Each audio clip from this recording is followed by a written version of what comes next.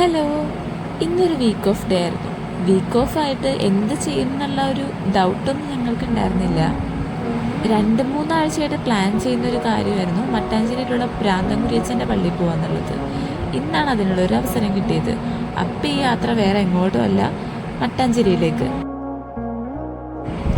നമ്മൾ കൊച്ചിക്കാർക്ക് ഏറെ പരിചയമുള്ള ഒരു സ്ഥലമാണ് മട്ടാഞ്ചേരിയിലുള്ള പ്രാന്തൻകുരിയച്ചൻ്റെ പള്ളി. കാണാതെ പോയവ കണ്ടു കിട്ടും എന്നുള്ളൊരു വിശ്വാസം കൂടി ഈ പള്ളിയിൽ വരുന്നവർക്കുണ്ട്. പൂമാല എണ്ണയൊക്കെയാണ് ഇവിടുത്തെ പ്രധാന നേർച്ചകൾ. പിന്നെ ഈ മട്ടാഞ്ചേരിയെക്കുറിച്ച് ഒരുപാട് കഥകളുണ്ട്. അതെല്ലാം ഞാൻ വേറൊരു വീഡിയോയിലൂടെ പറയുന്നതായിരിക്കും.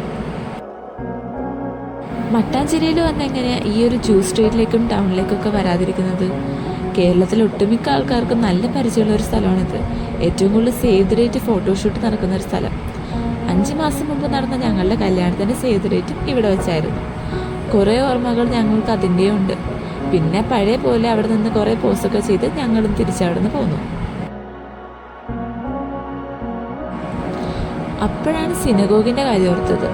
പിന്നെ ഒരു ടിക്കറ്റ് എടുത്ത് നേരെ സിനഗോഗിലേക്ക് കയറി. ഒരുപാട് ചരിത്ര പ്രാധാന്യമുള്ള ഒരു സ്ഥലമാണ് നമ്മുടെ മട്ടാഞ്ചേരി. അതിലൊന്നാണ് ജൂതന്മാരുടെ പരദേശി സിനഗോഗ് എന്നറിയപ്പെടുന്ന ഈ സിനഗോഗ്.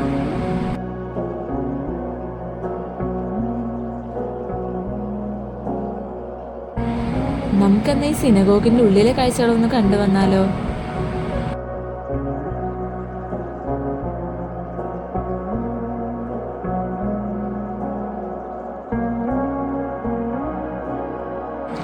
മട്ടാഞ്ചേരിയിലും ഫോർട്ട് കൊച്ചിയിലൊക്കെ ഒരുപാട് തവണ വന്നിട്ടുണ്ടെങ്കിലും ഈ ഒരു സിനഗോഗിൽ ഞാൻ കയറുന്നത് ആദ്യമായിട്ടാണ്.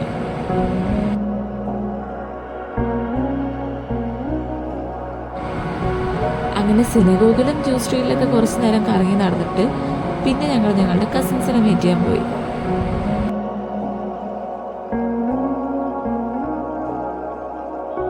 പിന്നെ ആൻറ്റിയുടെ വീട്ടിൽ നിന്ന് ലഞ്ചൊക്കെ കഴിച്ചിട്ട് കസിൻസായിട്ട് ചുമ്മാ ഒന്ന് നടക്കാനായിരുന്നു, ഒന്ന് ഫോട്ടോ ചെയ്തവരെ.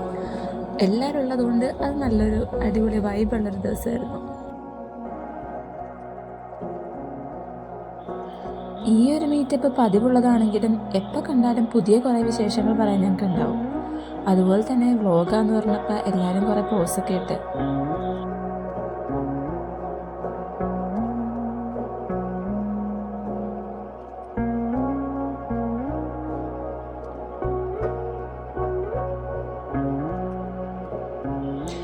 ഇടക്ക് വാങ്ങിച്ച ലോഡഡ് ഫ്രൈസ് ഒന്ന് ടേസ്റ്റ് ചെയ്യാൻ പറഞ്ഞപ്പോൾ എല്ലാവരും കഴിച്ചു നോക്കിയിട്ട് ഒടുക്കത്തെ എക്സ്പ്രഷൻ.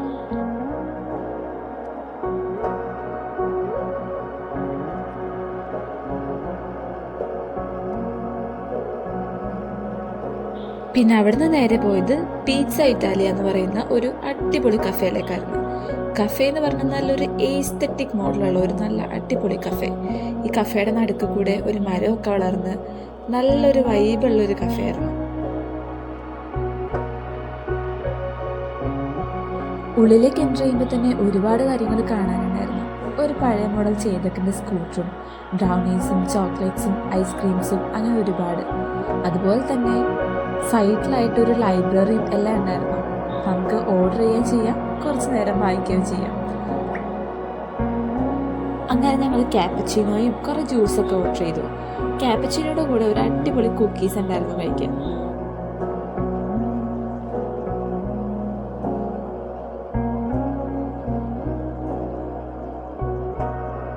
അങ്ങനെ ചിരിച്ചും കളിച്ചും വർത്തമാനവും ഒക്കെ പറഞ്ഞ് സമയം പോയത് അറിഞ്ഞില്ല.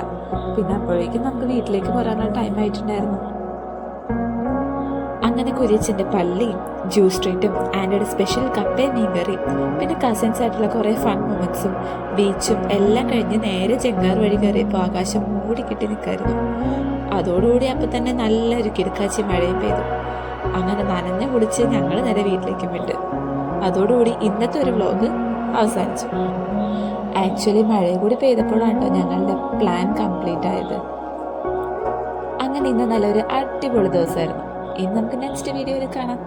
അപ്പോൾ ഓക്കെ, ബൈ.